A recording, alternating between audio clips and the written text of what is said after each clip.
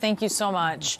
Instead of watching the originally scheduled presidential debate tonight, there will be dueling town halls with the president and Joe Biden. Here's how we got to this point 19 days before the election. The president refused to do a virtual debate after he was infected with coronavirus, so that debate was canceled. Biden scheduled a town hall with ABC, and NBC decided to hold one with the president at the exact same time. So in short, the president forfeits the game, and instead of it counting as a loss, he's given another game to play, but without an opponent. When the commission offered a virtual debate following the president's positive coronavirus diagnosis, he bailed. I'm not going to waste my time on a virtual debate. That's not what debating's all about. You sit behind a computer and do a debate. It's ridiculous. He doesn't like interviewing remotely unless, of course, it's with his pals. The president doesn't mind at all calling into Fox or appearing remotely with Fox, even though that's exactly what he'd do during a virtual debate. But this is hardly the only excuse that he has peddled over the years in regards to debates. I heard that the commission a little while ago changed the debate style, and that's not acceptable to us. I beat him easily in the first debate. They want to change the rules. That's what they want to do, and allow the moderator to cut off the microphone. The format and rules have pretty much remained the same for the last 30-plus years through 8 elections. The only reason they're contemplating a change now is because of the president's behavior, interrupting his opponent at a feverish and unproductive pace. But of course, it's not just the format. This is a commission that's a very left-leaning commission. I frankly wouldn't have even used it, and I could have done that, except it's been used for years. But this is a Clinton, Obama-type commission. No. The commission is, and has long been, made up of both Republicans and Democrats. And the commission's current chairman was chairman of the RNC for 6 years.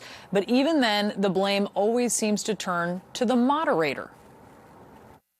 You've called women you don't like fat pigs, dogs, slobs, and disgusting animals. I don't have a lot of respect for Megyn Kelly. She's a lightweight. She gets out and she starts asking me all sorts of ridiculous questions. And, you know, you could see there was blood coming out of her eyes, blood coming out of her wherever. I'd like to know, Anderson, why aren't you bringing up the emails? It's nice to 1-on-3.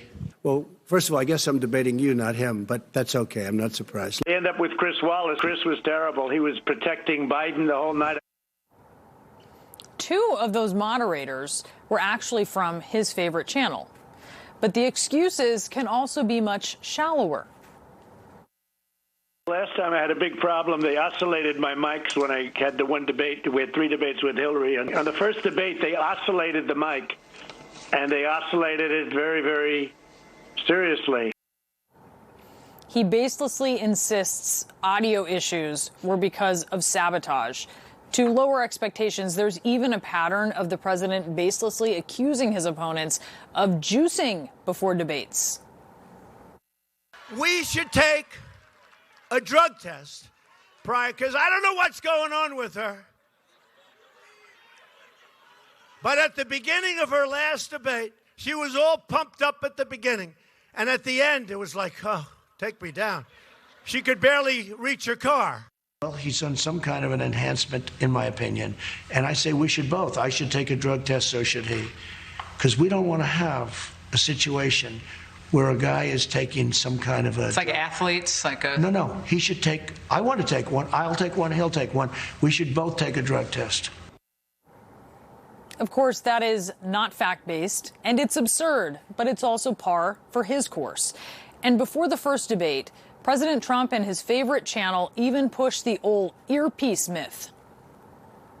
The Trump team asked to inspect the ears of each debater for electronic devices or transmitters. The Biden team has not consented to that. Things going back and forth over issues like earpieces. On the earpiece, what's the truth? Does the Trump campaign stand by the fact that you believe that the Biden campaign refused an ear check? That is correct. The president wants everyone to look in the ears to see if there's a device in there.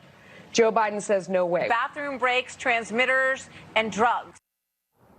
It is a cynical strategy. The president and his allies push conspiracy theories and misinformation. They repeat them ad nauseum so that millions of viewers just end up adopting it as fact. Now, he's already saying that he can't do the debates because of COVID. You believe it? Imagine Biden spending 6 hours on stage with Donald Trump trading jabs on live television. No, he can't do that, so he's not going to do that. Trump needs to have an alternative if Joe backs out, and I put it at 90%. He's not going to debate. Normally, a candidate challenging an incumbent pushes for as many debates as possible, not Joe Biden and not his supporters. They want him to stay hiding, and for good reason. So now it's, we're going to debate President Trump. Actually, Trump cheats. I don't think that's going to happen. But what's funny about the president and his enabling propagandists at Fox, when it's time to pay up, when they are proven to be wrong, there's no accountability, there's no apology, they just drop it. Like their absurd predictions never even happened. And then they move on to the next bogus BS that they cycle again on repeat. The irony here, though, is it's not Biden who refused to show up to a debate.